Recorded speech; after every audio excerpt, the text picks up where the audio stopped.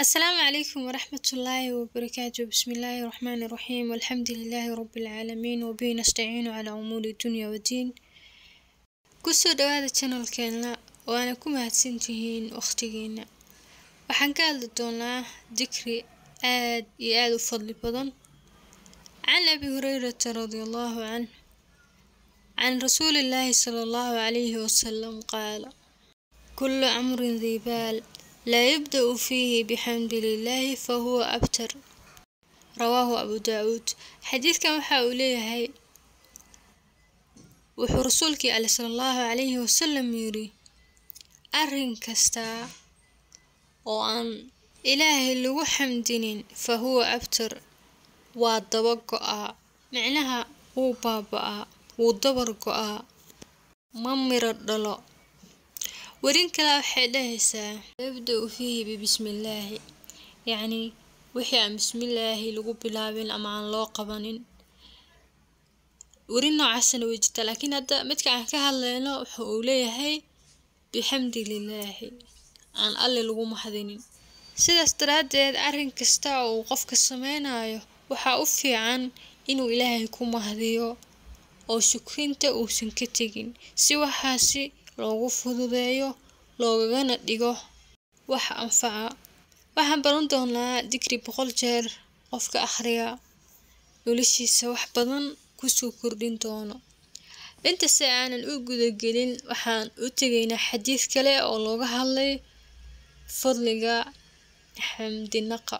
وعن أنس رضي الله عنه قال: قال رسول الله صلى الله عليه وسلم: أنا سوحا ويري رسولك صلى الله عليه وسلم بعدها إن الله لا يرضى إلهي وأكرر للنقضاء عن العبد أدونك يأكل الأكلة عنتذا وعنايه فيحمده عليها عنستاسي إلهي كم حذية ويشرب شربة عبد عبايا فيحمد عليها عبداسنا إلهي كم حذنايا. معناها qof baa wax cunaya kadibna ilaahay buu mahadinaya ama wax buu cabaya ilaahay buu mahadinaya. sameynta aad sameynayso ayaa waxa uu ku helayaa inuu ilaahay raali kaga noqdo. haddaba qofkii doonaya inuu ilaahay raali ka noqdo markasta oo wax cuno ama uu wax cabo ha uu mahad celiyo.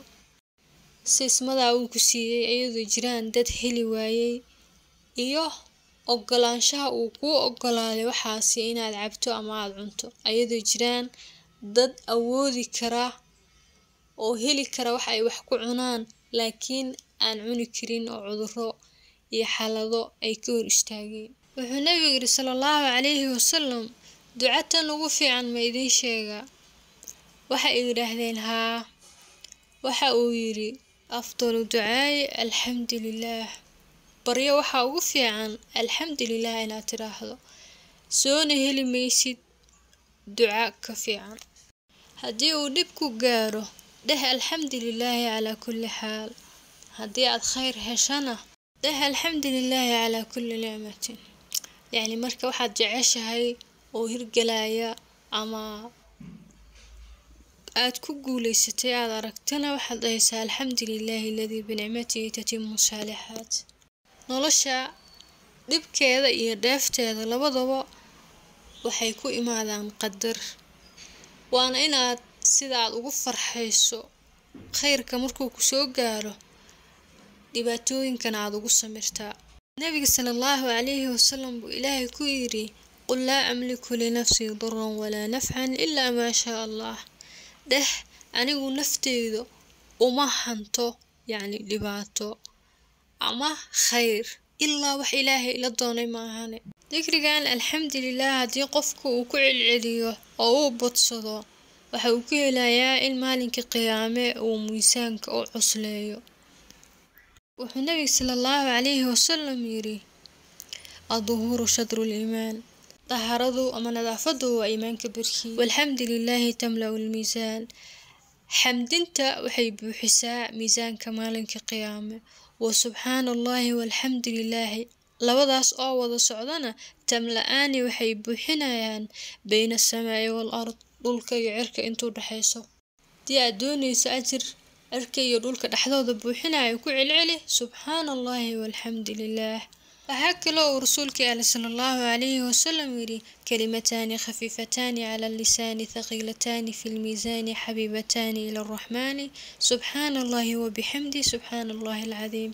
kalimataani laba kalimadood khafiifataani oo fudud cala lisaani carabka u fudud thaqiilataani ku culus fi lmiisaani miisaanka korkiisa waa maalinka qiyaame xabiibataani labo laga jecel yahay ila raxmaani allaha raxmaanka agtiisa.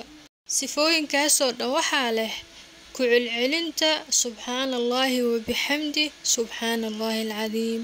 labadaas eray qofkii badiyaa wuxuu helayaa in ay miisaanka ku cuslaadaan, asaguna dhib kuma hayaanoo carabkiisa way u fudud yihiinoo kuwa dheerna ma aha mana adka.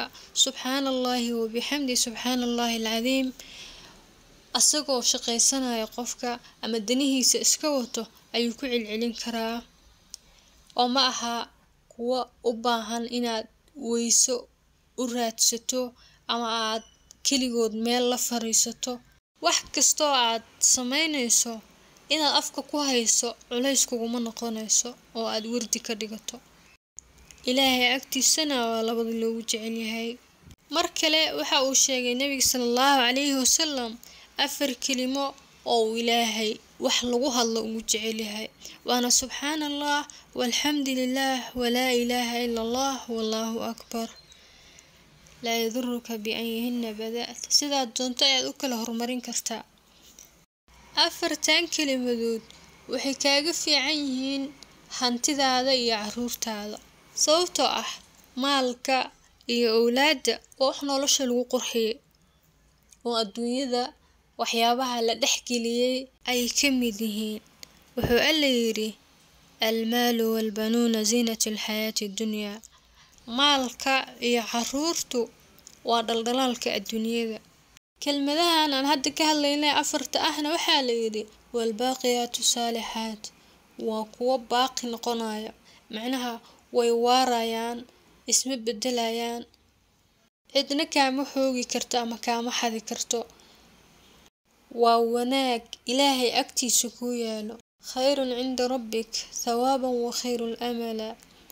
ilaahay agtiisa wax la dhigto oo ajir oo la rajeeyana ayaga ugu fiican, yacni wax lagu amalo oo lagu tashado waxa ugu fiican 4ta kelimo ee hadda soo sheegnay ee kala subxaanallah walxamdulillah walaa ilaaha illa allah wallahu akbar.